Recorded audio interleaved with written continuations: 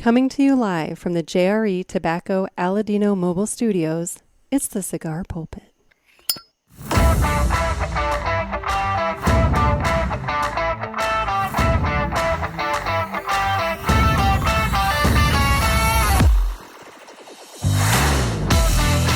Hello, everybody, and welcome to another sermon from the Cigar Pulpit. I'm the Bishop of the Burn, Nick, and on the phone, we have what was a special guest at PulpitFest 2024 that I was unable to pin down and get some audio with, but I reached out and I was like, dude, I got to get your opinion of the event. I got to hear what you have to say.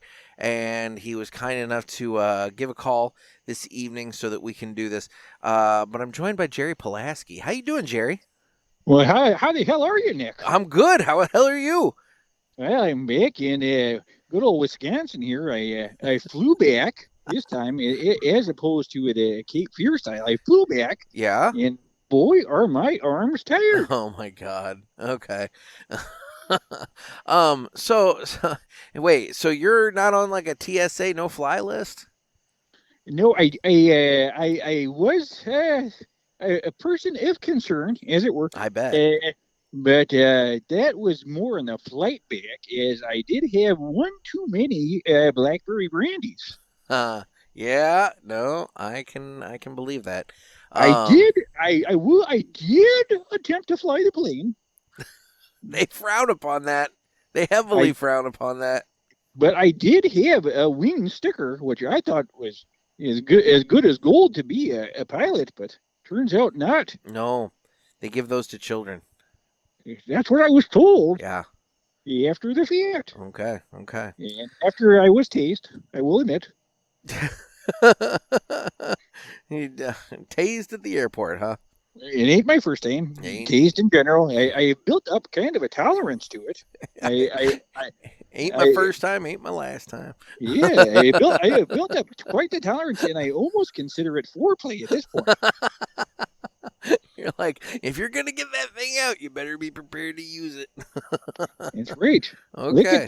Lick it before you stick it. Oh my God. As my grandma used to say. With the little barbs and everything. That's hardcore. Anywho, so yeah. So since we're going to be talking Pulpit Fest and everything, I figured that we'd go ahead and have a few Villiger cigars. And the first one that we're going to have tonight is the Villiger. I'm going to butcher it. It's a Cuellar. I just call it the Black Forest. It is the Black Forest. It is the Black Forest, and this one specifically is it is named after Diego Velázquez de Cuellar. He is the first Spanish governor of Cuba and the German region in where Villiger was established. And this cigar is a 5 by 48 boxed press Dominican cigar, and we're gonna give this thing give it a go. And it's time to go ahead and cut the cigar. I was trying to find actual information about it, and that just came off of the Villiger site. I guess they don't give the breakdown of like what it is, but other than saying it's Dominican. So. But anyway, so we're gonna fire that up, and the cut is brought to you by 2guyscigars.com. That's the number 2guyscigars.com. Two Guys have been around for 40 years, and they are the trusted name in the cigar industry. Everybody knows Two Guys, but if you don't, please give them a try. You won't be sorry. Family owned and operated, 2guyscigars.com does the very best to provide a great selection, fair prices, and awesome customer service. Don't know what else you could possibly want.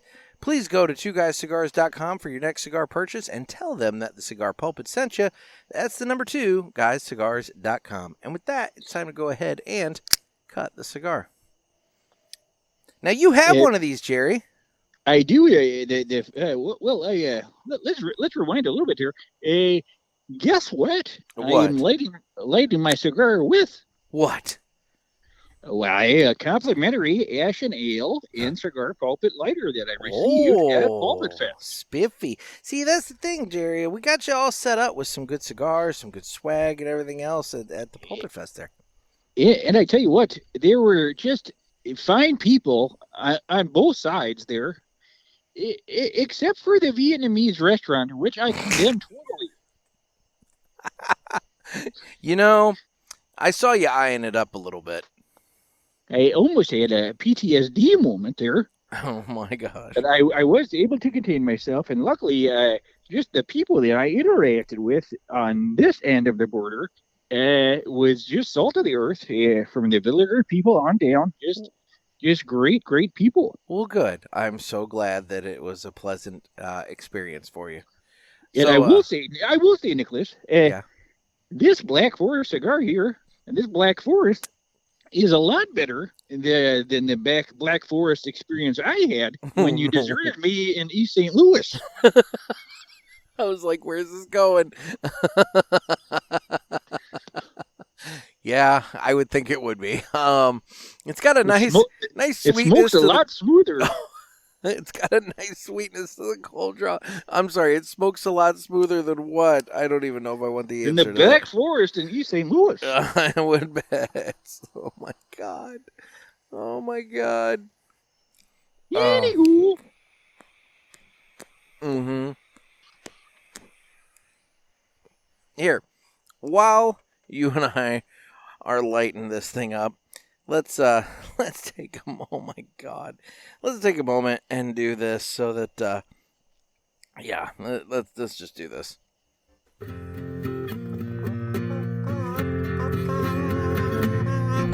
Some say cigars are all the same. It's just not true. It's you I have to blame. Well, I don't know, 'cause what I know, there is a cigar called Aladino Corojo. Aladino Corojo. Aladino Corojo. They say authentic, so we're not confused, while the others say it's a word that's just abused. I guess that's so, they can't compete. At least I'm sure Aladino can't be beat. Corojo. Aladino Corojo. Aladino Corojo. Aladino Cigars uses authentic Corojo tobacco from JRE Tobacco. This is the greatest commercial you ever heard. Yeah. I swear, I never realized just how long that commercial is when it's on the Cigar Authority. It is a catchy tune. It is a catchy tune. I'll give it that. So, anyway, so I got my cigar lit up. How are you fixed on yours? Just dandy. Okay. Just fine and dandy. So when did you get down to Florida there, Jerry? I flew in, or I believe Wednesday of that week. Wait. You flew in? Yes. So you didn't Cape Fear style in? No, I round trip flight. Look at you, big spender. Yeah. I didn't anticipate that. I saved up a couple of Social Security checks and disability and I splurged. You know, sometimes, Nick, you gotta treat yourself. If you're not treating yourself, who is what I always say. I get that. I fully get that. So you came in on Wednesday, and what was the first thing you did? Well, I went right to sleep. I got my 40 winks, as it were. Okay. But the following day, Thursday, I got up, with a start, and I hit the Jacksonville Zoo. Oh, okay. And boy, what a zoo that is. All right. Yeah. You like a good zoo? Oh, I do. And this one, very interactive. Okay. And was it supposed to be? Well, I'll get to that. So anywho, I at one point, I was supposed to feed the stingrays, but nobody told me. And when somebody gives you raw fish, I thought it was customary, at least up in these parts, to go ahead and eat that. But it was explained to me that it was for the stingrays, and they were none the happy. about it, neither the staff nor the stingrays. Well, yeah, I could see the stingrays being unhappy, but the staff. I mean, you paid for the privilege to feed them, right? To feed them, not to feed old JRE Pulaski here. Well, I get that, but you paid, so you bought that fish. Yeah, that was my defense. I'm saying, I'm with you on that one. You bought that No. fish. If you choose to give it to stingrays, that's on you. If you choose to eat it yourself, that's on you. And for those prices. Well, oh my God, food prices. I had half a mind to take a bite out of one of the stingrays. I learned something this week down at Ken's place there. So we were sitting out back on Ken's dock having a cigar Wednesday night, and there was a stingray kind of in the water, and it flapped, and it kind of hit the water with its wing. And Ken was talking about how what the stingrays will do is they will get underneath a fish, and they'll flip the fish with its wing against the wall of the dock, against the bank, and it'll stun the fish. And when the fish is stunned, that's when the stingray will come in and kind of jab it with its tail and take it and eat it. I don't think stingrays have wings. Well, the little flaps, Sure. Hey, I'm just. I mean, they're not a flying creature. Well, no. I'm using the term descriptively, but yeah, flat, it's flaps, And so, but he was telling me about one time he's sitting out on the dock, and all of a sudden this fish just rockets out of the water and hits him in the face, and lands on the ground, just flopping around, and it's because the stingray, just launched this fish out of the water, intending to, hit it against the dock or the wall of the bank and stun it, and instead it just ended up on the ground. They're a very talented creature. It was amusing. So, anyway, A fishing predator. It very well. I mean, it took out the crocodile hunter. Who knew? Too soon. Okay, all right. too soon on that one. Of all the, all right. I got to draw that lane somewhere. So you got in trouble for eating the stingray food. Correct. But that was the only infraction I had, and for old JRE Pulaski here, that is a pretty good day. I would say so. I mean, you only got the stingray people mad at you. That's not bad. And I spent the whole afternoon at the zoo, and this is in Jacksonville, as it turns out. And I really like how they have the zoo segregated by country there. Oh God. Or I should say by continent. Oh God. So your African animals are, in the Africa there, and they have the motif of Africa. Do they seriously? Yeah, yes, they do. And, Oh my God. and then Asia and Australia and so on and so forth. So it is very easy to find if you get lost. Where am I? And you'll know by there's an anaconda. I must be in South America. Okay. What does the Antarctica section have? I don't know if they had that. I tell you what, it's a continent. But I tell you what, from walking from Asia to Africa, boy, were my feet tired. I bet. And from there, I went to St. Augustine. Okay. And explored the old city there. And it's a cool area, isn't it? It sure was there. And anywho, I was trying to find the Fountain of Youth. I was not successful. Ponce de Pulaski. I did find a body of water in St. Augustine there, but I was informed that was somebody's private pool. Oh. And I did not feel any younger. In fact, I felt quite embarrassed, and I think it might have aged me, ironically enough. Oh no.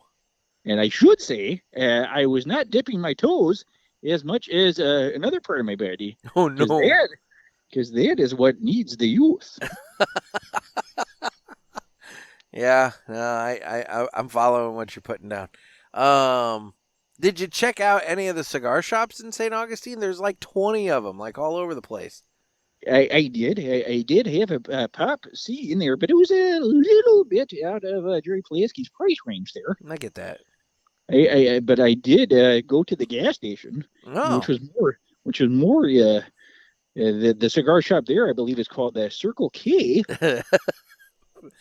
And we'll be circling back on that in 3 Cigars We Smoked and Enjoyed this week.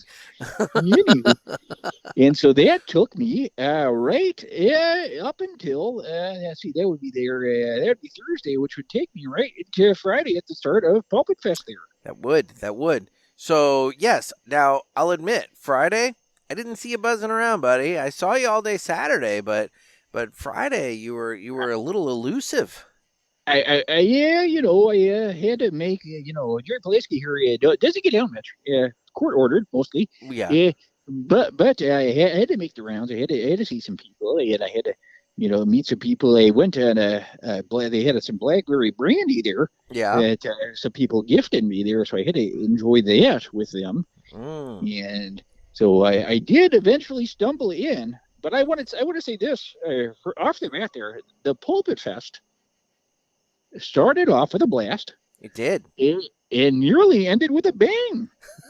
Anywho. Yeah. We'll just leave it at that. Now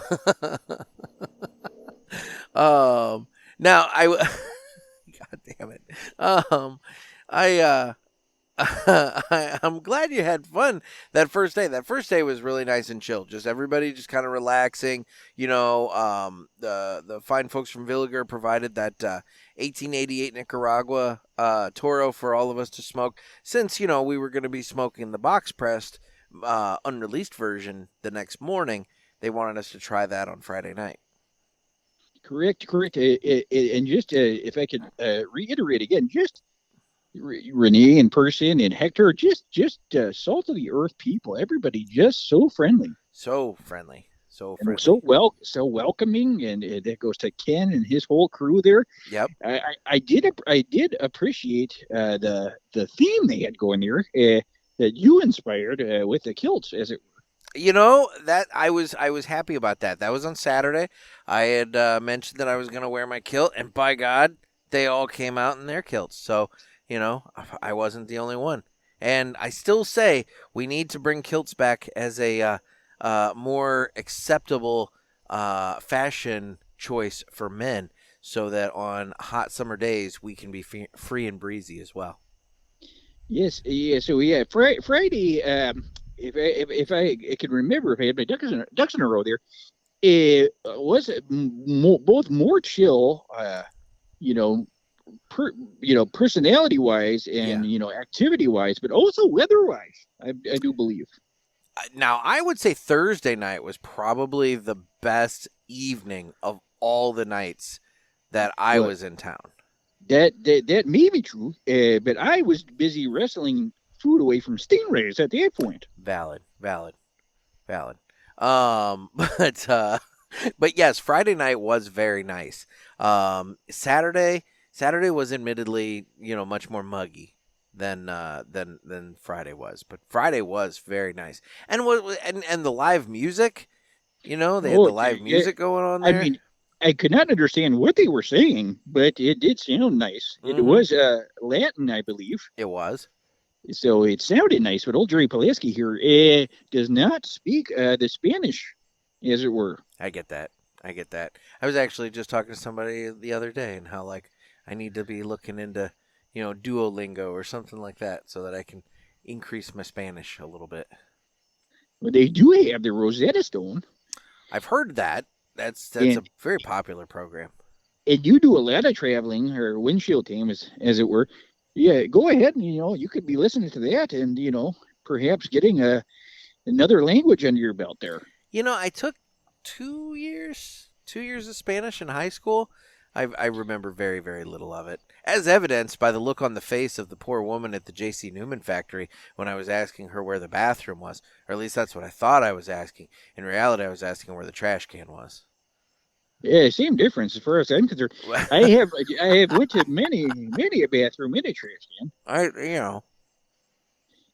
I think the Newmans just frown upon that. It's just a thought. I can tell that you don't speak Spanish because it is not 2 years of Spanish. It is 2 years of Spanish. Dos años. See. Yeah. Yeah, no, I don't speak much Spanish, but so Saturday was your big I feel like it was your big reveal day. You were kind of hanging, you were evidently there. You were hanging out on Yeah. Friday. I personally didn't see you. I apologize for that. But then Busy, Saturday, busy boy here, oh, Nicholas. that is one thing I do want to say to everybody who did attend is that, if I didn't give as much FaceTime as perhaps you would have liked, I apologize because, my God, it's you gotta just, you're buzzing around everywhere, you're talking to everybody, but you're also having to do things and manage this and do this and whatever, and it's just there were a few people that I wish I would have gotten a little bit more time to sit, chill, catch up with, and whatnot. But There's always next year. there is. You never know. There's all sorts of other opportunities too. You never know. It's all a matter of money. So. Yeah, yes, But- it is true. Yeah, but Yeah. back to your point, Saturday was, I would say, my grand arrival. Mm-hmm. Now, I want to point out a few things. First, I have to compliment you on the very Florida vibe, beachy, was that a onesie you were wearing there? It was a shirt with matching swim trunks. Ah, okay, because the way it was kind of flowing together, I kind of thought it was maybe like a onesie. Oh, no, there. But, when in Rome, as it were, or in this case, the Palm Coast, Mm-hmm. do as the Palm Coastians do. Yes. And I have to also say your mustache was much more thick and luxurious this year than the last time I saw you. It was a long year, and it did age me quite a bit. Having to fend for myself in East St. Louis. No, I get that. Yeah. I've rummaging through the Black Forest there. Oh, Well, you- aging man. I can only apologize for that so many times. I just want it on the record. I do apologize. I didn't mean to leave you in East St. Louis. Well, that is why I went ahead through the fine people at Delta there. I was able to secure a round trip, so we didn't have to go through these hoops again. That's good. I think that's good. Well, and you obviously managed to get a ride from the Jacksonville airport to, both St. Augustine and Palm Coast. Yes, my thumbs still work. That's good. Mm-hmm. Now, where did you stay? Did you stay, anywhere specific, or did you crash out on the beach? Because, my God, man, you could crash out on the beach. Okay, well, there, not to throw anybody on blast, as the kids say, Oh, but I did stay at a Super 8, and okay. I would not say it was very super. Uh-oh. Yeah, now it could be that I was sleeping in the waiting room or the lobby, as it were. They tend to want to get you into a room. Yeah, but their customer service, I just found I was always told about Southern hospitality. Yeah. But these people were rather rude. Is that the one where Tom Bodette would leave a light on for you? That is Motel 6. and you Motel shut your 6. damn mouth about that. I'm sorry. I got my numeral motels mixed up. This was a not so Super 8, and I would not even given them an 8. They tried to get me out of the lobby you were staying there. You can't stay here, sir. You gotta get going, sir. Put your pants on, sir. all these things is very, very rude. All these rules. My God, these rules just everywhere. Now, I did see a post on Instagram that you had a very good breakfast on Saturday morning. You care to plug that place? Yeah. Geez, Louise. I had to eat so much good food there. Well, let's talk about that before we get into the plug for the breakfast. Let's talk about the food, because old Jerry Pulaski, he has a sweet tooth. Yeah. And so I made it a point to everywhere I would go to eat, whether that be a gas station, a hotel, or a restaurant, to see if they did have that delicious Florida dessert I like to call key lime pie. Oh, okay. And so everywhere I went, I believe the place you're referring to is the Funky or is the Golden Lion, one of the two. I get my beach restaurants mixed up. I think you were at the Funky Pelican in the picture that I saw. Okay. Yeah, the Funky Pelican, nice restaurant. They did have a cocktail made with blackberry brandy. Perfect.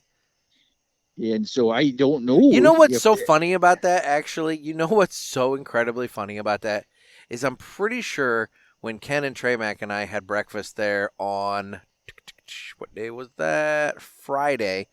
I think we saw that there might have been a blackberry brandy cocktail on the menu. And I am just left to assume that was made specifically for Jerry Pulaski. They knew he was coming to town. I think so. And it was their way of rolling out the red carpet or blackberry carpet, as it were. Mm-hmm.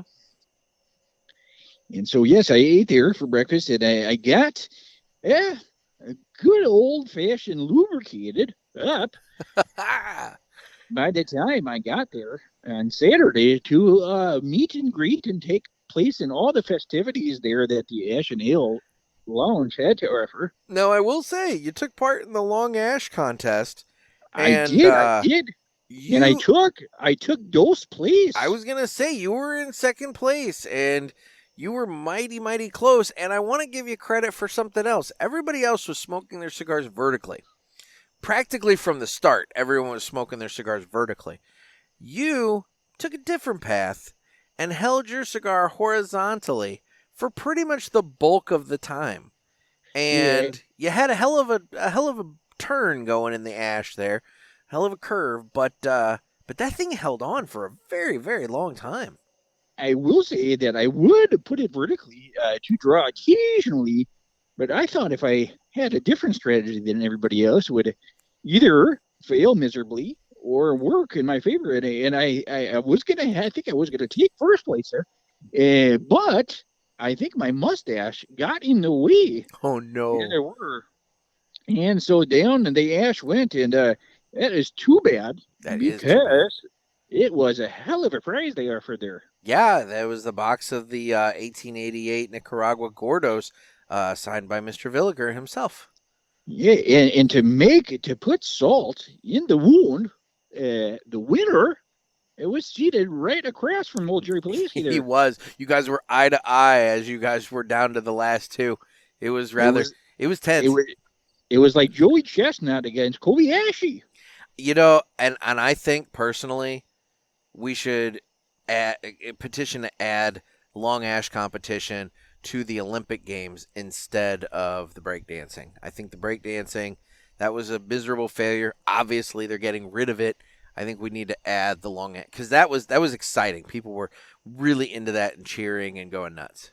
You get lots of photos there. It was a good, fun event there, and there's just a lot of variables there to make it a sport. I mean, you had to consider wind, sun, puff rate, ring gauge of the cigar. I mean, that's the other thing. As Renee pointed out when I had him on to the PulpitFest recap episode, you know, that Churchill that they make, that's an actual traditional Churchill with a 47-inch ring gauge. Or 47 ring gauge. Yeah, you know what I mean. So, it's a legit, you know, Churchill. So it's a smaller circumference than perhaps your Toro or something larger.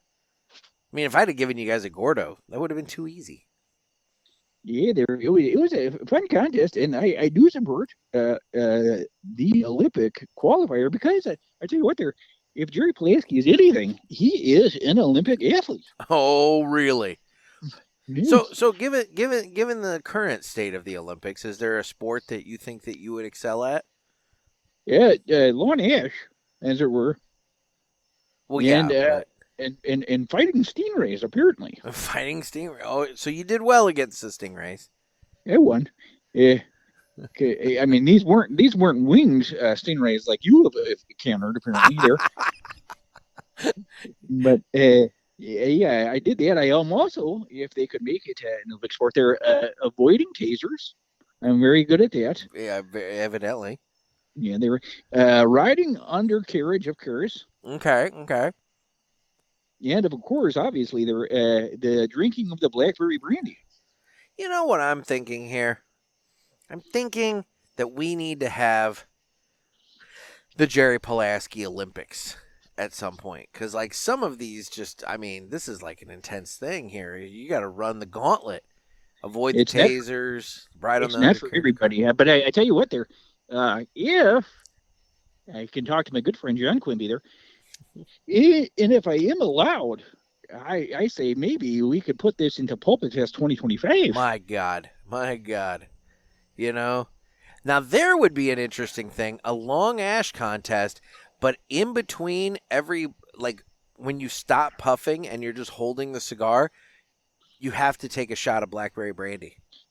Oh, I like where your head's at there. In Vegas, money is under Pulaski. I would say so.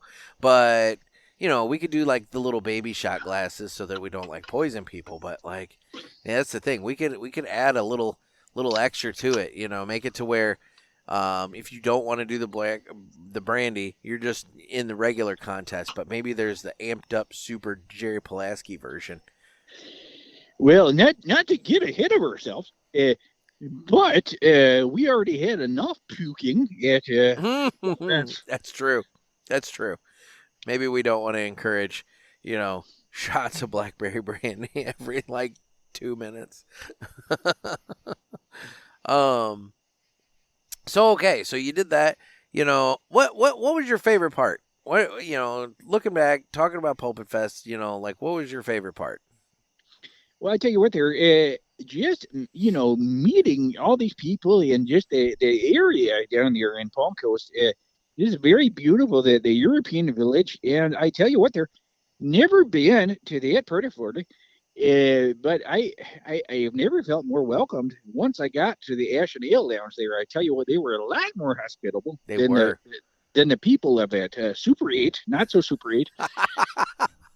And everybody was just salt of the earth, very welcoming. I felt like I was at home there, and it is a far cry from Wisconsin to Palm Coast, Florida. I mean, now you didn't try to sleep on the Ash and Ale couch, so that might have been a little bit of a qualifier there. Well, my heart did stop for 5 minutes. Oh, so technically, I died on the Ash and Ale couch. Well, missed that in the festivities, evidently. Well, you were busy. Oh. You were making FaceTime with lots of people there. I believe it is when, as the point of the day where lovely Trey Mac, bought pizza for everyone. And while everybody was eating pizza, Jerry Pulaski just had a mild heart attack. Just a mild one. It is nothing new. No. I got Some people get sunburn. I have the old ticker needs to be restarted. Mild cardiac event, you know. Yeah, I mean, you get used to it. You get used to it. Get used to it. So did John Quimby tag along with you, or did you fly solo? I flew solo there. I did have, I don't know if you had a chance to see it. I should have raffled it off. But I did have a signed permission slip from John Quimby there. Oh, see, that would have been impressive. Next year, maybe next year, Jerry Pulaski could auction off a bottle of blackberry brandy and a signed 8x10. Oh, now see, there we go. I will say, I would, I probably would have tried to keep that John Quimby permission slip for myself, get that thing framed, hang it in the studios when I get the studios built, you know. I like where your head's at there, Mr. Riddler. Yeah, would have been nice, but well, fun. So then, okay, so Saturday, you know, we did the ash contest and we did the other. You did the slow smoke. Slow smoke there. I hate to do this there. After I just talked about how nice everybody was there, I opted. We were talking about strategy for the lawn ash there. I took some strategy for the slow smoke there. And before I even lit the cigar, I went ahead and took the band off. As it was, you know, I figured down the road that might be a way might be an issue. It might be an issue to save time. I just thought I would go ahead and take the band off to begin with, and that was not explained to me. So I was disqualified basically from the word ghoul. But I did slow smoke, and I tell you what thing, Jerry Pulaski's favorite cigar is a free cigar. Now, so I did still enjoy myself very much there. I'm trying to remember. Is it the La Libertad? La Libertad, yes. And that is a good solid smoke there. And it, free cigar, but it also slowing her down there. It forces you to focus on that cigar, and a mighty fine cigar it is. Again, a shout out to the people at Villiger, and to anybody who did not come. Why, you just missed out right there a day too. There you did. That is two free cigars, and the day started. We kind of jumped past it. We did. We talked about the contest. You're right. Yeah, you were two-fisting at one point there. The Toro and the new backs pressed 1888 in Nicaragua there. I did. If you would like to share your thoughts in there, I think I preferred this new cigar there. I think I did too. It was slightly stronger, and I think I enjoyed it. And don't get me wrong. I smoked the hell out of that 1888 Nicaragua in the round. But the soft box press version, they changed just one leaf. And that one leaf, man, I don't know what it did, but it changed that cigar so dramatically. And it added a few little things to it that just made it, for me, it was a better smoking experience. Don't get me wrong. I love the other one, but this one, I'm digging the hell out of this new one. It will be curious to see what they call that, if it's going to be a whole new cigar there, and what that extra leaf is there, because for sure, old Jerry Pulaski there especially liked it through the nose there. Uh-huh. I'm not sure if you did that as well, Nicholas. I did. That is much more flavorful through the nose than the Toro, I thought. I agree. I don't disagree with you at all. And I get there was some spice to it. Some of the flavor notes on the box press one were a little bit more pronounced than the round. And what's nice is I hadn't completely blown my palate out too bad by that point. Saturday was a long day of cigars. But yeah, I mean I really blew the palate out by the end of the day. But in the beginning of the day, I was all right. That is a good problem to have there. Oh, dude, I'll tell you what, for the month of August, I've been busy. And so I was averaging maybe 1 or 2 cigars a day. And then I got down to the Florida area, and suddenly we're looking at like 4, 5, 6 cigars, and it's just like, holy crap. Like this is getting big numbers. We're in big numbers again, So you're at 2 cigars by breakfast time. Yeah, down there, yeah. I mean, it's like if you're not starting your day with a cigar and coffee, it's like, what's going on? So I generally did that, except I started most days getting kicked out of the Super 8 hotel, and then I would smoke. Well, yeah, I think they would frown upon. I mean, of all the things they would frown upon you doing in the Super 8, I would think smoking would actually probably be one of the least egregious things, but but I could see that they're kicking you out for that. Yeah, live and learn. Well, so that was so Saturday evening. Anything fun take place Saturday evening? I did have a little rendezvous around the Florida area. Are you familiar with the website called Florida Man? Oh, no. Yes. Well, I did happen to, old Jerry Pulaski there did make an honorable mention that day. Oh, no. Is I attempted to play crocodile dentist there with one of the baby alligators, which apparently is frowned upon. Frowned upon. Yeah. I mean, at least it wasn't one of the turtles. They really frown upon you touching the turtles. Yeah, they are very sensitive around that time. And the manatees. They have problems with you touching manatees, too. I did see a couple of manatees at the Super 8 Hotel. Mm. They did not like to be called manatees. One of their I names bel- was Candy. yeah, I believe one was named Brenda. Oh, okay. Oh my God. Oh, that's funny. Um, so then, so now I didn't really see you on Sunday. Sunday was a bit of a chill day. So what did you end up doing with yourself on Sunday? Well, I think you're getting a little ahead of yourself there. Oh, okay. Saturday was the day of the contests. Yeah. Oh, you're talking about the lunatic, the fast Yes, smoke with the 10 yes, by 100. and I did not partake in that. No, I was surprised to see you did not partake in that. I had enough of that in my time in the Black Forest at East St. Louis. There, I did not need to throw it there.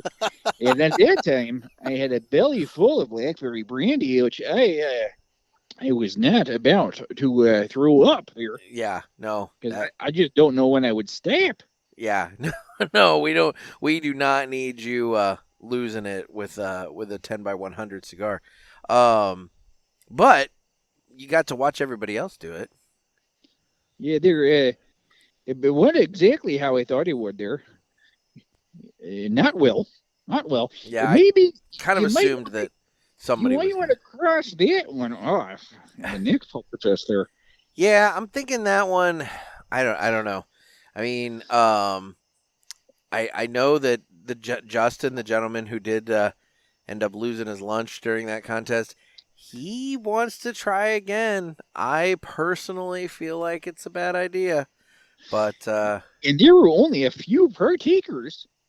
there were Hence, three. the minimal pukage. If you would have had a whole kit and caboodle of people, Oh, you would have had a little more about it. It would have been like the scene from Stand By Me. I personally think that because they awarded it to Joe as soon as Justin lost his lunch, I think that prevented another round. Because I'm not speaking for Joe here, but I did talk to Joe after he was done when he told me that he won, and Joe was he was buzzing hard at that moment, and I kind of feel like if he would have been forced to continue on for a little while longer, we could have had multiple people losing their lunch at that point. You'd had a good old fashioned domino effect. I think so. Well, and that's the other problem there, is I'm one of those people that once somebody does it around me, it triggers my reflex for it. So, there might have been some people that were on the verge that all it would have taken is just somebody doing it, and it would have pushed them over the edge. Yeah, that is a pretty common reaction, as it turns out. Thankfully, Justin ran to the back and ran out the back of the store. He did not use the provided puke buckets. Yeah, they were there for a reason. They were. But you don't know you need it until it's too late there. Well, you just need to plan ahead and just assume you're going to need it. So Yeah, I would go ahead and just, if nothing else there, Nicholas, just change the cigar maybe. Not maybe just do a faster smoke with just a normal size cigar.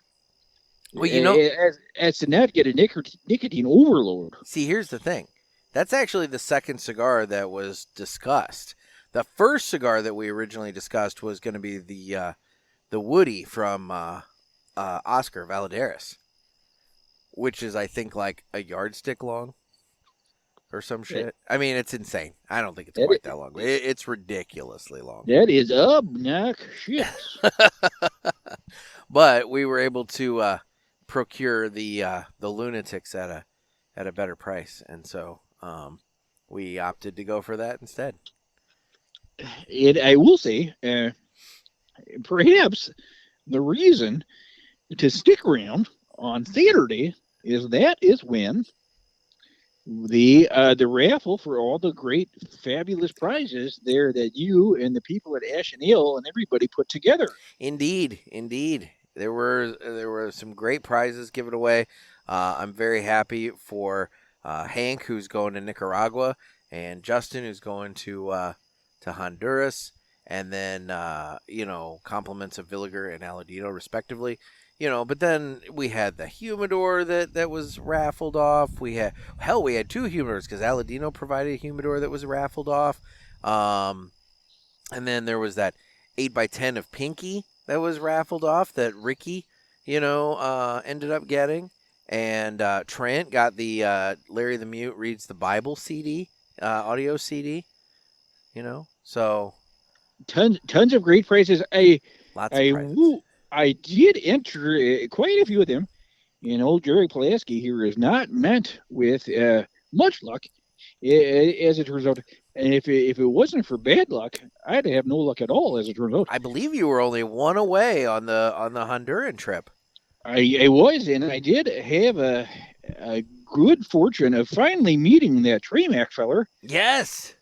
That's and, the other thing I wanted to talk about, is what the interaction was like between Jerry Pulaski and Tremac Shipley. Well, we'll get to that. Okay. As it turns out, we'll put a stick into that, because I do have some follow-up there. But anywho, I did want to go to the Honduras there with the Tremac and the Aladino folks there, and I did enter it, and I was one away on the old raffle ticket there.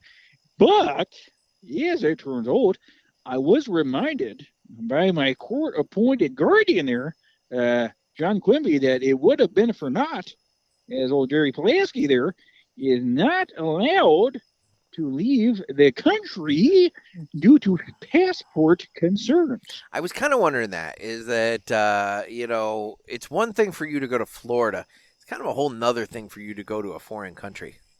Yes, there is. Yes, indeed. There, it all stems from a time I had in Thailand. Of course. I had a small case of buyer's remorse, as it were. I ordered a lady with all the trimmings. Oh, no. All the trimmings, huh? And they did not fulfill that order there. And I, create a mild ruckus there in the country, and therefore am banned from there, as well as Cambodia, for a slightly similar disturbance. Oh, my God. Yeah, I can see how that could be a problem. But what does that have to do with Honduras? Well, I have no passport because of that. Oh, okay. I followed it. I thought you were just banned from those two countries, but no, it resulted in the yanking of your actual passport. Yes. So luckily I didn't win. Yeah, that would have been heartbreaking if you had to give it away. Yes, as it were. Yeah. Okay.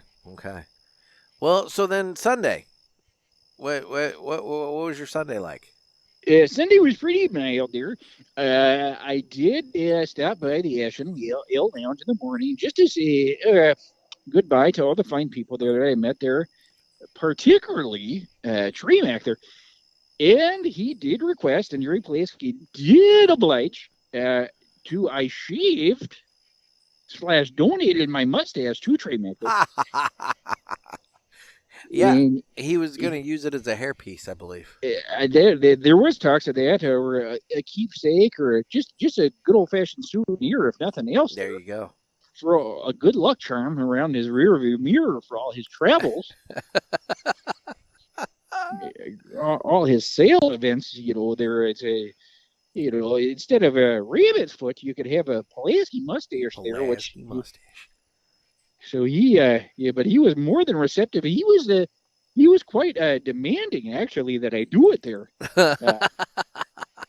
So I did there, and it saved me a trip back with the carry-on, because there were some disputes with the carry-on there. I might have exceeded with all my blackberry brandy there. The mustache might have been too much. Oh. So all's well that ends well, and I hope it serves him as well as it did mine. I'm sure it's been added to the shrine in his room that he records from, his little studio that he's got there. So I sure hope so. Yeah. So Sunday, just real chill. I get back to the Jacksonville airport there, and just kind of lounged around Jacksonville there. I did partake in a local Mexican restaurant, and they had something called a tower margarita, Oh, well. and it was $60, Okay. So but you went big. it was 3 liters of margarita. Oh, now you're measuring by liters. That's impressive. And I demolished that, Look at and you. then slept in the parking lot and nearly missed my flight. But all's well that ends well. Looking back on it, maybe that is why I did not feel the tasers It's possible. at the airport. 3 liters worth of margarita probably results in a lack of feeling of tasers. I could see that being an issue. Yeah. So real quick, I have finished my Black Forest. I know you've been talking a lot more than I have. What are your thoughts on that cigar? I got a nice little bit of spice there in the final third of it. It is a very smooth and sweet smoke there, It is. and I would like to again give a shout out to Villiger, and Mr. Rene was kind enough to give me a Villiger sampler pack for taking second place in the Lawn Ash. Well, that's nice of him. I didn't realize that. That's so nice. Yeah, so I pulled from that the Black Forest there. Yeah. But to not be outdone there, I have switched to if you want to talk about these things that Mr. Villiger himself, Rene, these exports, these little if you don't have too much time for a full smoke, I have switched to one of those there, and these were parts of all the fine treasures you would have received as a patron of the PulpitFest. For sure. And I just opened up the box, and first of all, I have to say, I love the packaging. I was trying to figure out how it opened, and then I realized this is just literally a cardboard like cigar box. It opens up with the little lid and has the hinged part, and you've got 5 little pressed cigars inside of the box here, and these are, as Renee has pointed out when we've talked about it, they're just little cigars that, good for when you got 10-20 minutes and you just want to have a cigar and burn one, and no, this is nice actually. I have not smoked one of these before. This is my first time. And it looks like both ends are open and exposed, so no need to cut this cigar. You just kind of have it, and it is I'd say it's a fairly sharp box press, wouldn't you? Yeah, rather sharp there. And I'm curious. I did not ask. I did not think to ask. As far as humidification is concerned, because You don't need to. You can put it right. perfect. You don't need to. You can put it in your car. You can just keep it out. No need for humidification on the Villiger exports. These would be a perfect glove box accessory. Precisely. So I think the rest of this box is going to be added to my glove box to go along with the Toscanos that I keep in there. Because you never know when you're going to need one. Mm-hmm. Oh, boy, it lights nice, kicks off a lot of smoke, and nice good draw on it. You might find yourself sobering up in a Jacksonville parking lot and need a quick smoke and not have too much time because you don't want to miss your flight. The export, that's where it comes in handy, I suppose. Yeah. Interesting. No, I'm digging. This is nice so far. I'm trying. Are you getting any flavor off of it? Not too much. I mean, nothing too complex. There it is. Is your standard tobacco. There, a little sweetness for sure. I'll admit I didn't bring a drink out with me to record, so it's difficult for me to cleanse the palate of the Black Forest that I just finished, unless I wanted to spray some off into my mouth and clear it with that. And something tells me that would result in all sorts of bad times, so I'm gonna avoid doing that. You don't want to get off in your mouth. No. As it turns out. Yeah, it's bad. Well, I have as a palate cleanser here a Polish beer, as it were. I will pronounce it for you. It is ZYWIEC, and I do believe it would be pronounced. All right. And do you like the whatever that Zubik? In my native tongue there? Yeah, it is good. It is a good, fine beer, and it pairs fairly well with these exports, as it turned out. Nice. No, this export's decent, man. I'm smoking this thing, and you gotta. It's a little slower. Well, for me, it's a little slower smoke. If I smoked it at my normal rate, I'd probably be having issues with it. But it is a smaller ring gauge and everything else, so that makes sense. But I don't know. It's not too bad. It's nice to have a good kind of car cigar, little mini thing, just like you said, in case of emergencies. Indeed. And again, these were available as a patron at PulpitFest. If you would like to talk about more of what you could have got if you... Oh, my gosh. I mean, so first of all, Villiger stepped up big between donating the bag, donating all the cigars for the games, the welcome cigar, the test blend that everybody smoked, but then also in the bag itself, you had... the exports. There was a Black Forest robusto. There might have been something else. I can't remember, but at least it was that. Plus a lighter and a cutter from Villiger. And then we had cigars from ATL. We had cigars from United Cigars, Blackbird Cigars, West Tampa Tobacco, Meyer and Dutch, which is a distribution, kind of brokerage firm, I guess, technically. I don't know. But they do stuff with General. So they had CAO and then the League of Fat Bastards cigar in the bag. Jeff Andreezy, parishioner Jeff Andreezy, he donated some Aganorsa leaf cigars for everybody. He wanted to make it and had gotten a ticket and ended up not being able to make it. But he reached out to Ken and bought everybody a cigar, and that is a classy man, super classy guy, and then Ken and I provided the Yaguas for everybody, so everybody should have gotten a Yagua in their bag. Aladino obviously provided some cigars as well. We had, you mentioned the lighter from Ash and Ale. Ken made custom lighters for everybody.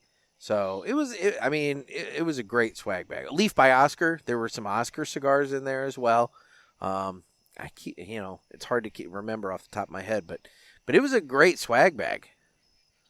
Indeed, there you just frankly you missed out, and if you did not attend, Ed, on the topic there, before I forget, it was just so nice to kind of put faces to the names there and the voices there. I met such nice people, such listeners there from all over. I mean, there were some from Florida there, of course, a lot from whatever reason from Michigan. Yeah, Michigan was represented. Yeah, I don't know why anybody would be so proud to be from Michigan, but they were just all over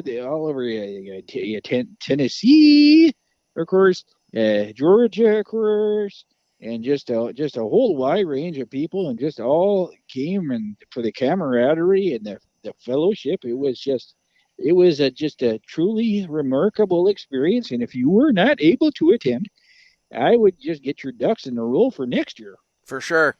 And it'll be, before you know it, I'll be making the announcement about tickets are going to be on, open and available again. So, you know how this goes. It's like blink and you miss it. So you want to make sure you, when I announce it, you want to make sure you pounce on it because it's gonna go quick and it'll be wonderful. I've already had people reach out to me there. Yeah. As certain people from Canada that are already planning on making it next year.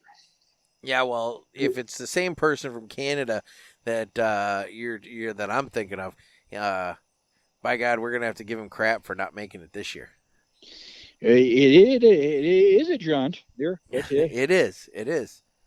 But, there was Well, somebody there's else from well, Canada there's that a was going to make it. There's a gentleman, Raphael, that was going to make it. And unfortunately, he spent the weekend dealing with the impending rail strikes and trying to figure out how to move ore from the mines to the ports via truck instead of via train. And that was unfortunate. I got that note. that old excuse. Well, yeah, I know, right? That old excuse, like, what the hell? No, I got that email Wednesday morning, and I felt so bad for him because he waited to the absolute last minute to cancel out, and it just didn't work out for him, and that really sucks. So hopefully next year everything will go a lot better. Maybe we won't have some rail strikes at that point. Yes, there. Yeah, and as far as future attendees, there, old Jerry Pulaski hopes not to be next year the only curmudgeon, if you catch my drift there. Yeah, well, you're not the only one to bring him up, and we'll see. We'll see. We got a year to work on him. So Fair enough. fair enough. So.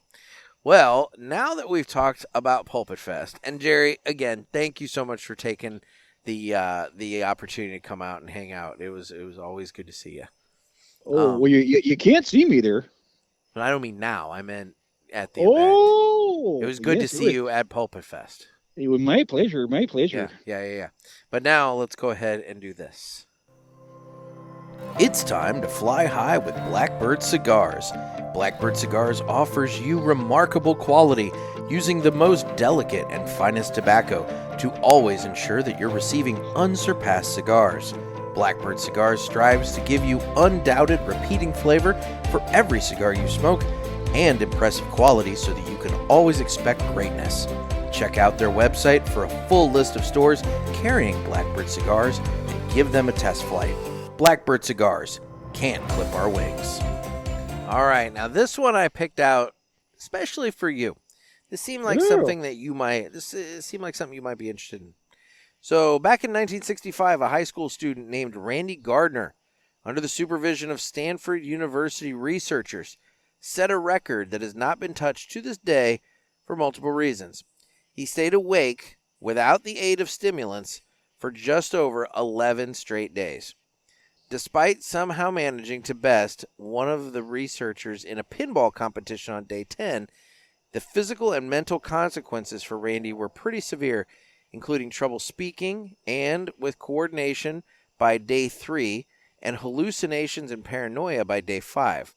By day 11, his condition was described as this, quote, expressionless appearance, speech slurred and without intonation, had to be encouraged to talk to get him to respond at all. His attention span was very short, and his mental abilities were diminished in a serial sevens test where the respondent starts with the number of 100 and proceeds downward by subtracting 7 each time. Gardner got back to 65, only 5 subtractions, and then stopped. When asked why he'd stopped, he claimed he couldn't remember what he was supposed to be doing. And despite a couple of claims to beating this record in subsequent years, these attempts have not been recognized by the Guinness Book of World Records, as no further attempts ever will be. The record isn't even listed anymore, so as to not encourage anyone else to attempt to break it. So, I'd say... In other words, he did all that for nothing. Well, he's the permanent record holder, I guess. Although it's not even listed anymore, so you're right. Maybe he did do it for nothing. So normally I would say be like Randy Gardner, but maybe not. If you want to keep your mental faculties, but do be like Blackbird Cigars and don't let anybody clip your wings. It sounds like good old-fashioned torture to me. For sure. I mean, I kind of assumed that you, of all people, would be able to empathize with this guy, because I'm confident that at some point or another you've gone multiple days in a row without sleep. Well, this sounds like a torture tactic used by the Viet Cong, if it, as it were there. I have gone multiple days without sleeping, not necessarily by choice there, but mostly due to the loudness of my Dominican neighbors. Ah, yeah. That's but, right. But Pulaski is on the opposite extreme. I tend to will fall asleep every 11 minutes or so. Well, okay. So, and there it is. Oh my God. Well, And I will wow. say, Nick, there, that dulcet tones in the intro there that you have, you don't even need a hateful shrewd wrench anymore. Boy, it's been a while since she's been referenced. Yeah, no, it's true. Don't let them. I'm having Don't let. having to do it myself. Yeah, don't let them clip your wings, and don't let her clip your wings. There, as it turns out. No. And if you're a stingray, don't let them clip your wings either. I meant the flaps. Anyway, whatever. Let's move on. Let's do this. It's time for the Villiger Cigars Entertainment Report, brought to you by Villiger. Villiger Cigars, one of the leading cigar and cigarello manufacturers in the world, founded in 1888 and still family-owned and operated. Head over to VilligerCigars.com and check the store locator to find a shop near you that carries them. We guarantee that Villiger Cigars will be a wonderful addition to your humidor and cigar rotation. So what have you been watching, Jerry? You been watching anything fun and exciting? Yeah, there. Old Jerry Pulaski here was bit a little bit by the romantic bug. Oh boy! And it been in kind of a rom-com theme lately. There. God. So first up, I would like to recommend Clockwork Orange. What? Clockwork Orange, a great rom-com. I'm not entirely sure that's a rom-com, buddy. Well, I found it both to be romantic and hilarious. Okay, all right, okay. If you have not watched Clockwork Orange by Kubrick, I believe there. Yeah, Stanley Kubrick. I would advise that, and also in the romantic realm there, I have been catching a lot of reruns of Life After Lockup, or Love After Lockup, as it were. Love After Lockup. Okay. And love comes in all sizes, shapes, circumstances, and I found out in the latest episode that love can also be expressed in jail, a female jail, with a curling iron up your unmentionables. Oh my! Oh my! And it was on as it turned out. Oh God! Oh God! All right. It's funny you bring that up because obviously, I'm on the dating sites and whatever else, and so I get ads on Facebook and Instagram sometimes, and boy, I have gotten a number of ads promoting. I don't know if it's an app or a website or what it is, promoting my ability to strike up conversation and meet female inmates, so that when they get out, they we can meet up and whatnot. They're going to be loyal. I would hope they're, and then they're in the jail there, and then they can come out, and then you can take them all over St. Louis there, and if you don't like them, you can leave them stranded as you did me there, and have them fend for themselves. Well, and you know what? At least having been in prison, they probably could fend for themselves in East St. Louis pretty well. I would think so. They're they got the street smarts, as it were. Yeah. No, I think I'm good. I think I'm going to avoid the prison pen pal, romantic dating app. But nonetheless, I thought it was a very interesting concept. It'd be an interesting pen pal exchange there. What do you do? Well, not much there. I just sit around doing push-ups and reading, as it were. How big are your biceps? Mine are this many inches Speaking of single life there, Nicholas, there, I saw on a program recently, they did the Scott Peterson fella. Remember him? Oh, God, yes. What are you getting at? Well, he went ahead and murdered his wife there. He did. Yeah, allegedly, I guess. Allegedly. And the unborn child there, and I see that he, well in jail, well in prison there, went ahead and got himself another wife.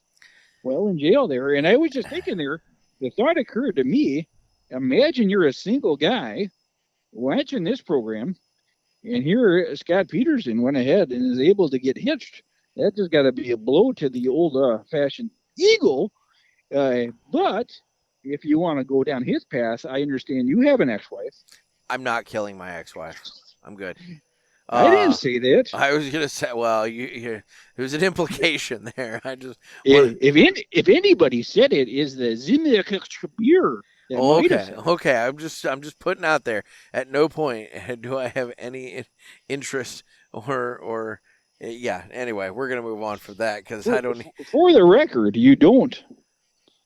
Now, hopefully, this is not a John Stamos moment. John Stamos moment.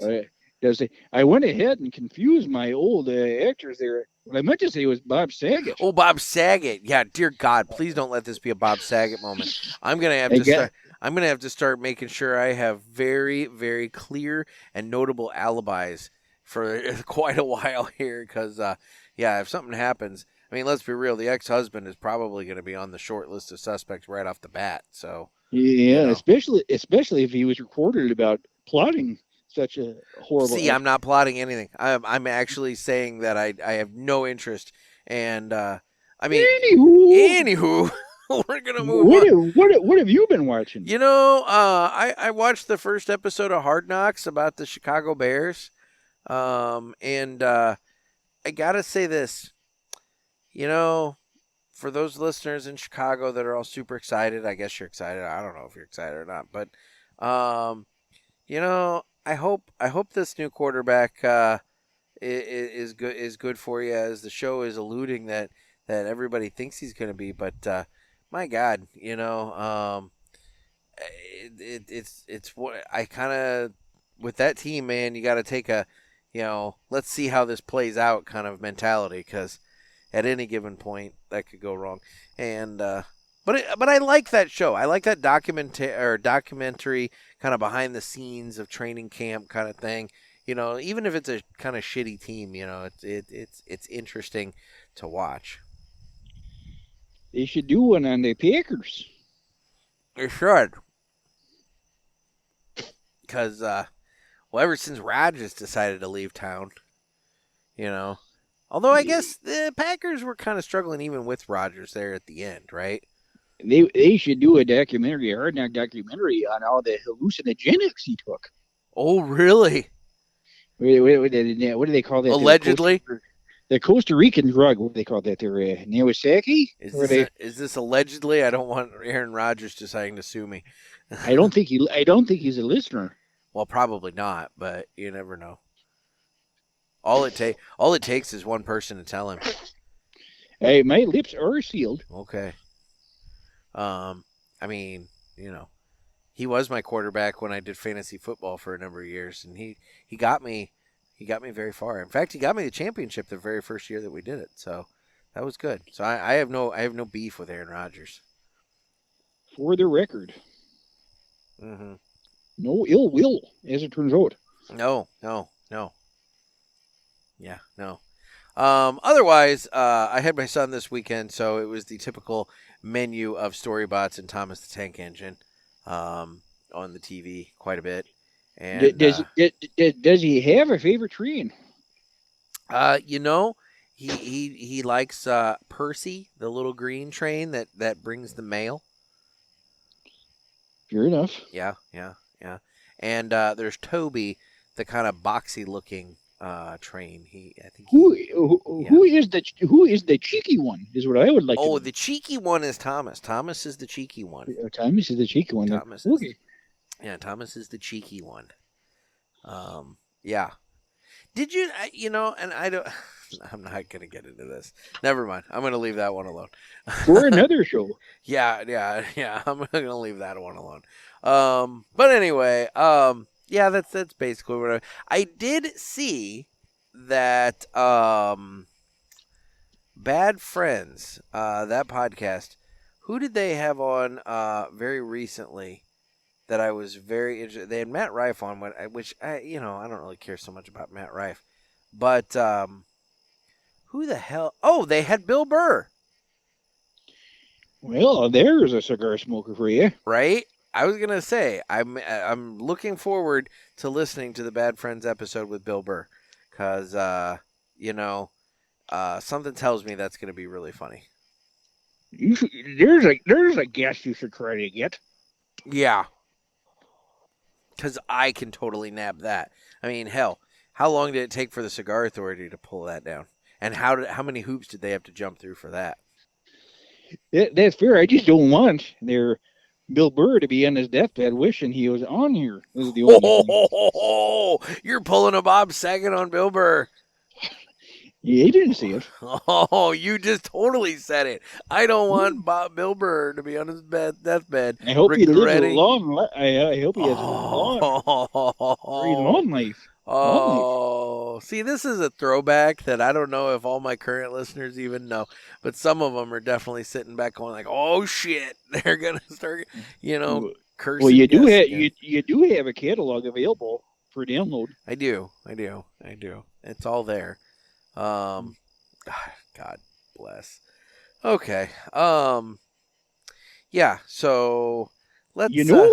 If Bill is concerned about his health, you could put him in touch with a crisis aversion specialist, a crisis management specialist, an emergency management specialist. Well, yeah, but that's more, government emergencies. I don't know if that necessarily constitutes like, hey, I think this random former podcast host might be coming to kill me in my hotel room. It's fair. It's fair. Although I guess Bob Saget could have used that. Boy, that's a weird situation, though, by the way. If you really stop and look at the family, didn't want to release any documents. They didn't want to do the autopsy and everything. I mean, they basically hushed that one up real quick. And the way he died was very suspicious. We did not see that one coming there. Maybe years from now, they'll do a documentary. A Hard Knocks, if it were. I don't know. There's something really funky about the death of Bob Saget, but we'll leave that one alone. I didn't do it. I remember having an alibi that night. I don't remember what it is right now, but I'm sure I talked about it on the appropriate show. But I know I'm pretty sure I had an alibi that night. So my hands and my mustache are clean. Well, that's good to know. So now that we've done that, let's do this. Guess what, motherfucker? It's time for 3 cigars we've smoked and enjoyed this week. And I'm a little behind on this because obviously I was, kind of recording, with the PulpitFest and all this and everything. So I've got a little bit of a window here to go back. So for me, it's more like, what have I smoked in the last, I don't know, I'll say 9 days. I think in the spirit of everything, okay, we should do 3 cigars you smoked and enjoyed in the Action Ale Lounge for PulpitFest 2024. Oh, well, so if we're only limiting it to PulpitFest days, then... Yeah. In the spirit of the PulpitFest recap, it seems only appropriate. No, I'll give you that. So, okay, would you like to start?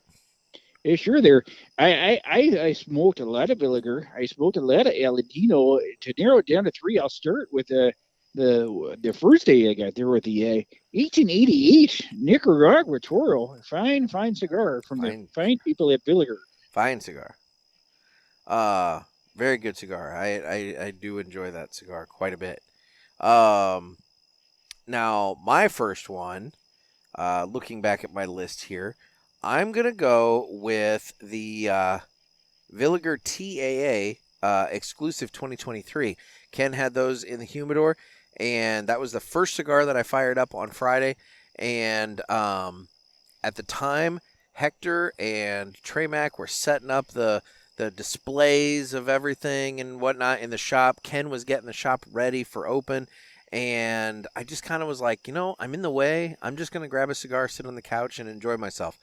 And so that's what I did. I grabbed that TAA exclusive 2023 from Villiger, which I believe Aganorsa Leaf made for them.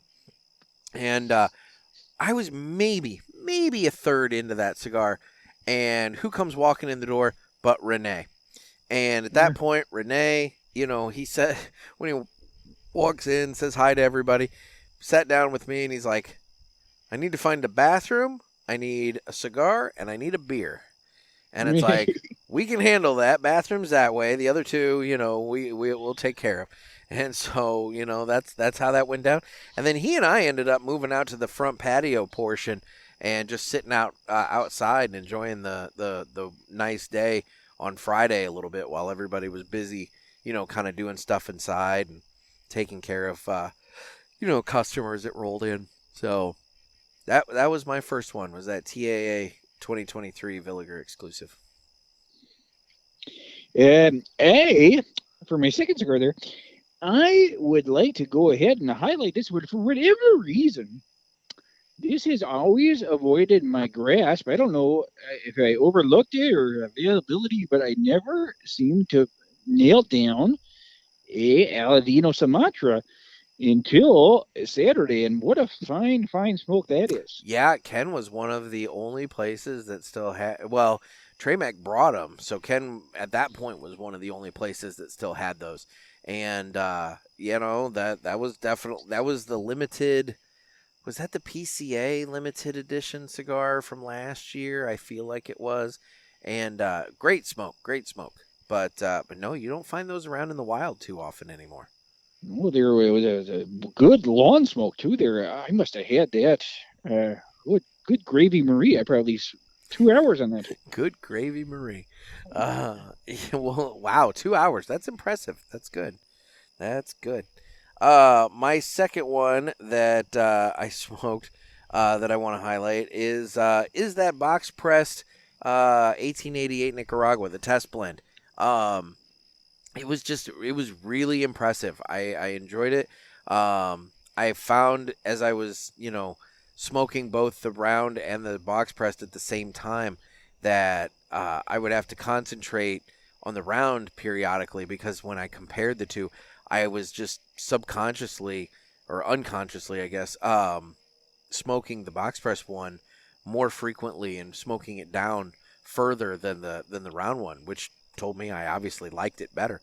But it had really great flavor, awesome draw, awesome construction and smoke production. I mean, I really did enjoy that. So I'm hoping that they I'm sure they'll do something with it. I just don't know what they're doing with it. So I want to get my hands on more of those. My ears are perked because that was a fine cigar, and I'm very curious about that release, because I will snatch those up as soon as I can. For sure. And what's your third one there, Jerry? Yeah, I'm going to keep with the Aladino thing there. Tremac and old Jerry Pulaski here had a good little talk there about the underrated nature of the Aladino Maduro. That is just a fine cigar, for whatever reason, just kind of gets overlooked in the hubbub of everything. It does. In this new Gordo size they had, why, that is perfect for a lounge there. Again, probably get a good about 2 hours plus out of that one there as well. And, I was with the Ash and Ale set up the way it is there, I was able to, transition from the inside to the outside, the lounge, and break up in the monotony, as it were. And just it stayed lit throughout the whole thing. Just a fine symphony of a cigar there. That's awesome. That's really great. Did you, I don't know if you grabbed one or saw one or not, but I thought Ken had the Maduro in the Lancero, the Elegante that they call it. Did you try one of those? I did not. I am not a huge Lancero fan. I find it makes my mustache look too fat. Okay, I'll give you that. I will say I'm not a big Lancero fan either. However, that's a really interesting, good one to try in the Lancero, because it does highlight that Maduro wrapper really well. So yeah, Jerry Pulaski, don't truck around with Lanceros too much there. Yeah, unless I have just minimal discretion, which is not often there, because it really takes kind of some extra love and care there, a TLC, as it were. for sure. And so to make sure that it burns evenly there. My last one, I was fortunate enough to grab one. They went super quick, but I had the Aladino Cameroon Reserva. Fantastic cigar. There was a head commodity that sold out quick. Yeah, that did sell quick, and Ken had a limited supply on hand, and I wanted to make sure I got one out of that before it was all said and done, and it's such a great cigar. It's different. It's so the only word that, and I've smoked it a couple times now, and the word that just keeps coming to mind with it is elegant. It's just such an elegant smoke. It's hard to describe, that cigar because it's so different, but it's good, and there's some sweetness to it, but it's not as sweet as you would almost think, because like you would think, because Cameroon wrapper is fairly sweet, you would think that it would have that, but it's there, but there's all kinds of different flavor notes to it, and but it's elegant, it's smooth, it's not harsh, or it's definitely not harsh, but it's not. There's no like power or slit your throat aspect to it, I guess I should say. It's just a really, really fine cigar, and I really enjoyed it. So that was my last one, was the Aladino Cameroon Reserva. Aladino Corojo. Aladino Corojo. All right, so now let's talk about fucking good coffee, because, guys, if you're looking for a beverage to consume in the morning with your cigars, look no further than fucking good coffee, because Nick over there at fucking good coffee, he's a cigar guy, and he has got all these different coffees that are designed to pair well with cigars. Everything from the light roast to the dark roast, all the different, flavors and whatnot for your palate. But if you're looking for the perfect one, that lounge blend that he's got over there at fuckinggoodcoffee.com, the lounge blend is designed to pair with any cigar. You can smoke that or drink that with any cigar you're smoking, and it'll go well. It'll complement the cigar. The cigar will complement the coffee. It works really, really well. So if you are a coffee person and you haven't tried fucking good coffee, you owe it to yourself to do so. Head on over there to fuckinggoodcoffee.com. He's got subscriptions available, so you can check that out. And don't be a fucker. Drink fucking good. And then in terms of the socials, I'm available on Instagram at the Cigar Pulpit. I'm on Facebook, where we have the Pulpit Parishioners group. Twitter/X, YouTube, where you can watch this. And I need your calls for the Ask the Pulpit episode coming up. That'll be area code 863-874-0000. Get your calls, questions, comments in on that, and look forward to addressing your thoughts on a future episode. I do think that voice mailbox has probably got a few number of calls there, because I did notice a couple of PulpitFest calls, as it were. Trent there, as it were, was calling in the middle of the Long Ash contest. Yeah, he went out pretty quickly in the Long Ash contest, and apparently thought it was the time to go ahead and call the hotline, as I was standing right next to him. So I know we have at least one call live from PulpitFest, live from PulpitFest, sitting on the hotline for everybody. So we've got that going on. But yeah. So, and you don't have any socials, do you? Well, when I have a good strong Wi-Fi I'm able to steal, I'm working on getting a page there on the Instagram, and maybe adapting to the reels there. I'm just playing around with different things. Maybe do some product reviews or something. But wouldn't that be nice? Time will tell. I'll tell you what. You will be the first to know, as it were, if I get up and running there. We'll spread the word, and let my wings fly. Don't clip my wings. Don't clip your wings. No, I think that would be wonderful. I think it would be I think it would be a very generous gift to the world to expose everybody to the inner thoughts of Jerry Pulaski. I do have to dot my T's and cross my I's and slash my X's there. Oh, wait, that's your job. No. Is it, about the legality of it through John Quimby there, but Yeah. we should be able to iron something out there.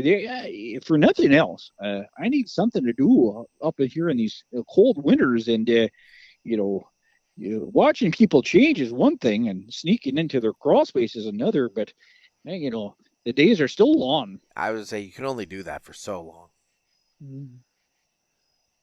Yeah. So I need something to occupy my time. So Gotcha.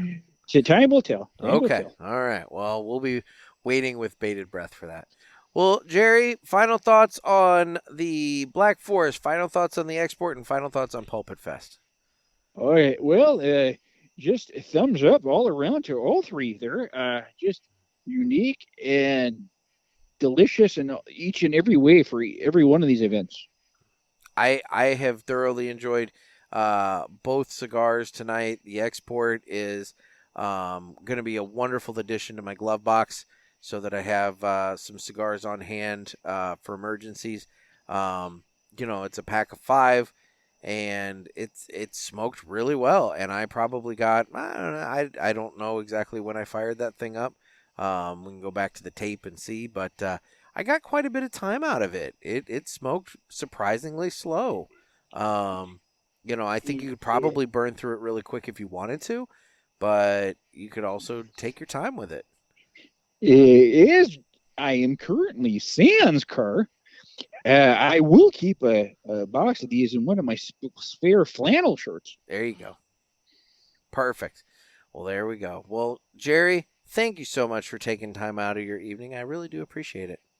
Oh, the pleasure is all mine, Nicholas. And I want to thank you personally for putting PulpitFest together. I know it wasn't all you did it all on your own there, but you had a very large part of it. And it was just a lovely experience. And again, I just like to thank everybody that I met there. And it was just a wonderful experience, top to bottom. Well, I'm glad you enjoyed it.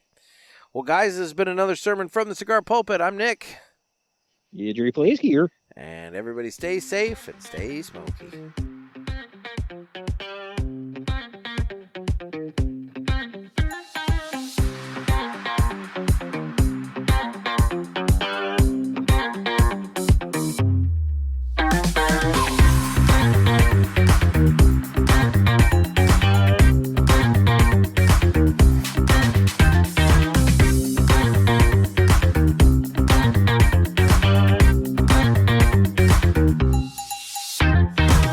So, any run-ins with the law like that we should have been concerned about, like, down in Florida? Like, did we have any major issues that we need to touch on?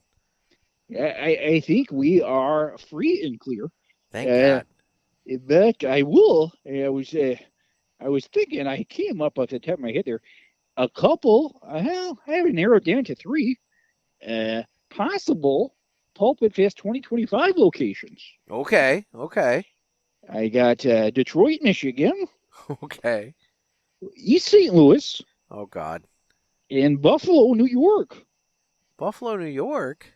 Honorable mention, Gary, Indiana. Okay. I don't know enough about... Is Buffalo, New York a troubled city? In the winter it is. Oh, okay. Well, yeah, I don't want to go there in the winter when it's dumping feet of snow. When you're measuring your snow in feet, that's a problem for me. Their buffaloes up there, they have wings. Oh, well, see, as you've heard, I apparently put wings on all kinds of animals, so I guess that would make sense. Yes, you do. Yes, you do. Whatever. Thank you, Jerry. My pleasure, Nicholas.